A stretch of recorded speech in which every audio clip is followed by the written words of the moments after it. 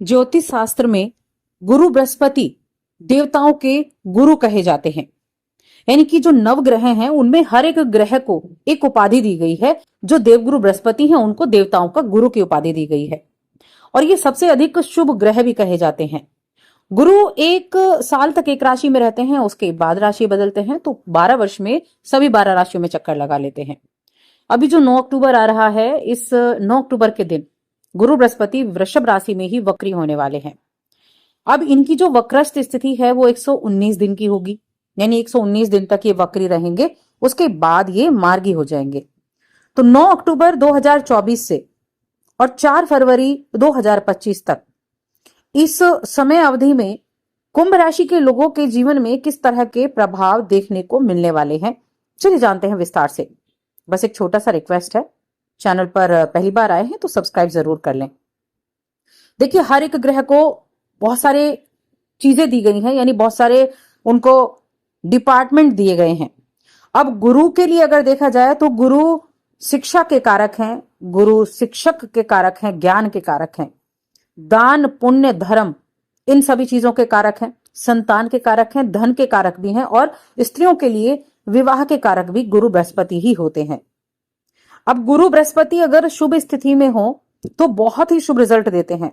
मैंने कहा था कि गुरु एक शुभ ग्रहों की दृष्टि, शुभ ग्रहों की श्रेणी में आता है और इतना शुभ ग्रह है कि जब ये हमारी कुंडली में जहां बैठते हैं और वहां से इनकी जो दृष्टि जाती है तो कहते हैं इनकी दृष्टि पवित्र होती है।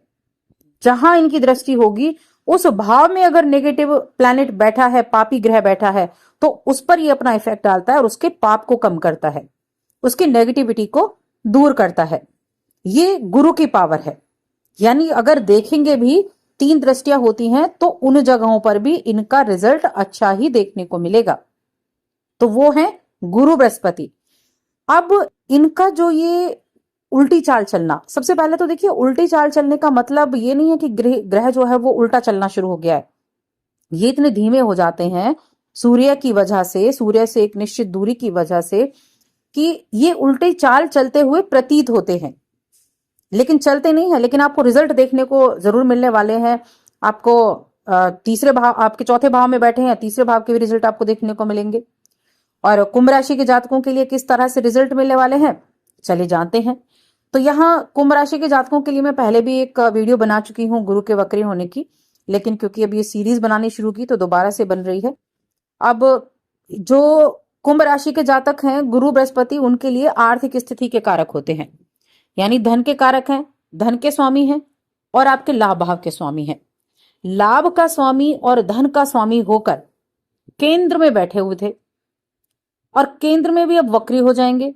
तो कोई भी ग्रह जब वक्री होता है तो उसका चेष्टा बल बढ़ जाता है, वो बहुत पावरफुल हो जाता है। और जब कोई व्यक्ति बहुत पावर में होता है तो वो अच्छी चीजें तो देता ही है, लेकिन साथ में वो ओवर कॉन्फिडेंट भी रहता है। तो यहाँ किन किन चीजों पर सीधा इफेक्ट पड़ने वाला है, मैंने कहा तीसरे भाव के रिजल्ट भी मिलेंगे। तो एक तो आपकी बातचीत पर इफेक्ट पड़ेगा, नेटवर्किंग पर पड़ेगा, छोटी यात्राओं पर पड़ेगा, आपके बोलने के अंदाज पर, शब्दों पर आपके इसका इफेक्ट पड़ेगा। बोलने का अंदाज और शब्दों पर ध्यान देना आपको जरूर शुरू करना है।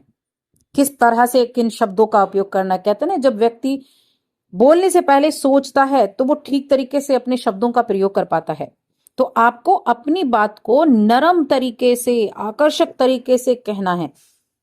इसके पीछे कोई विशेष उद्देश्य भी हो सकता है। कार्यस्थल पर आपको किसी कॉन्फ्रेंस या प्रोफेशनल इवेंट में ऐसा व्यक्ति मिल सकता है जो आपके लिए करियर और फाइनेंस में मददगार साबित हो। तो अपनी वाणी का इस्तेमाल अच्छे से करना है, अपनी बोलचाल अच्छे से रखनी है, अपने कोई भी प्रस्ताव रखना है तो उसको कहने का एक अलग अंदाज होना चाहिए। तो कम्युनिकेशन मोस्ट इंपॉर्टेंट है आपके लिए इस समय अवधि में। हालांकि ये समय लंबे समय तक चलने वाले किसी प्रोजेक्ट में कमिटमेंट करने के लिए तो सही नहीं है।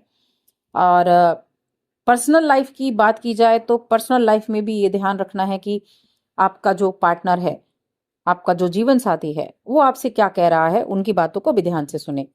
जब आप धैर्यपूर्वक उनकी बातों को सुनेंगे तो आप उनकी बातों को समझेंगे भी। एक होता है ना कि कोई आपका जीवन साथी है, वो आपसे कुछ बता रहा है लेकिन आप किसी और काम में लग रहे हैं, वो आपसे कुछ बातें कर रहा है लेकिन आप मोबाइल में लगे हुए हैं। तो कोशिश करनी है कि उनकी बातों को समझें, सुने, अर्थपूर्ण विषयों से संबंधित हो, उन बातों पर ज्यादा ध्यान दें। खाली केवल गपशप के मामले में ही आप एक्टिव ना रहें। तो इन चीजों की तरफ आपको थोड़ा सा ध्यान देने की आवश्यकता है, क्योंकि गुरु आपके लिए ऐसे ऐसे भावों के स्वामी हैं जो धन देने वाले हैं, क्योंकि धन के स्वामी और लाभ के स्वामी वही हैं। तो जो धन देने वाले हैं, जो धन की स्थिति को ठीक करने वाले हैं, उनके लिए जरूरी बन जाता है कि आप उस ग्रह को, आप उस चीज को ठीक से बनाकर रखें। बाकी इनकी जो दृष्टि रहेगी, उन दृष्टि का भी रिजल्ट आपको देखने को मिलेगा। इसके अलावा कुछ ऐसी चीजें हैं जो वाकई में आपके लिए लाजवाब भी रहेंगी। जैसे लंबे समय से नौकरी बदलने का विचार अगर आप कर रहे थे, तो उसके बारे में आप सोच सकते हैं इस अवधि में, कि नौकरी बदलना चाहते हैं, उसके बारे में सोच सकते हैं। अगर आपका कोई प्रमोशन वगैरह रुका हुआ था तो आपका प्रमोशन भी हो सकता है। धन में बढ़ोतरी होती हुई दिखाई देगी। आर्थिक स्थिति ठीक ठाक रहेगी। परिवार के लोगों के साथ आपके रिश्ते अच्छे होंगे। और कुंभ राशि के जातकों के लिए कहीं ना कहीं चीजें जो हैं वो काफी बेहतर रहेंगी। थोड़ी सी सावधानी रखते हुए चलेंगे तो चीजें और बेहतर बन जाएंगी और अच्छे तरीके से काम करने लग जाएंगी। वैसे तो वो आपके चौथे घर में बैठे हुए हैं। चौथा घर किन चीजों का है? भौतिक सुख सुविधाओं का है, लग्जरी आइटम्स का है। आपके लिए भूमि, भवन, जमीन जायदाद, माता, इन सभी चीजों का है। लेकिन वक्री हैं तो तीसरे भाव के रिजल्ट भी देंगे, जो कम्युनिकेशन का है। इसलिए कम्युनिकेशन स्किल को थोड़ा सा अच्छे से रखें। यात्राएं रहेंगी, छोटी मोटी यात्राएं होती रहेंगी, जो कामकाज के सिलसिले में ही रहेंगी। मेहनत आप करेंगे और हार्ड वर्किंग भी रहेंगे। चीजों को हमेशा इजीली लेकर ना चलें। कोई काम आपको दिख रहा है, आप सोच रहे हैं बड़ी ही आसानी से हो जाएगा, लेकिन हमेशा काम को थोड़ा सा सीरियस लेके चलेंगे तो अच्छा रहेगा। क्योंकि कई काम ऐसे होते हैं ना, हम सोचते हैं बड़ी इजीली हो जाएगा, लेकिन बाद में जब रुकावटें आती हैं तब परेशानी हो जाती है। तो इसीलिए टाइम से पहले आपको अपने काम के लिए तैयार रहना है। अगर आप अच्छे रिजल्ट पाना चाहते हैं तो ये चीजें तो आपको देखनी पड़ेंगी ही पड़ेंगी। इन चीजों की तरफ तो आपको ध्यान देना ही होगा। उपाय जरूर करने हैं। उपाय अगर देखे जाए, आज शिक्षा की पहले बात कर लेते हैं। शिक्षा पर क्या असर पड़ेगा? तो इस समय अवधि में आपको एक तो अपने जो गुरु हैं, जो आपके टीचर्स हैं, गुरु तुल्य हैं, उनकी रिस्पेक्ट आप करें। जो वो कह रहे हैं उनकी बातों को समझें। पढ़ाई पर फोकस बनाकर रखें, क्योंकि जहां एक तरफ गुरु बृहस्पति ज्ञान देने वाले हैं, शिक्षक के कारक भी हैं, शिक्षा के कारक भी हैं, वहां वो वक्री हुए हैं।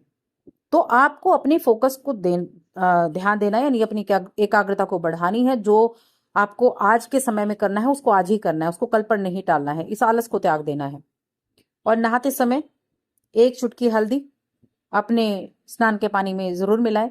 हो सके तो गुरुवार के व्रत करना शुरू करें और गुरु मंत्र के जाप करना शुरू करें, और साथ ही चैनल को सब्सक्राइब कर लें।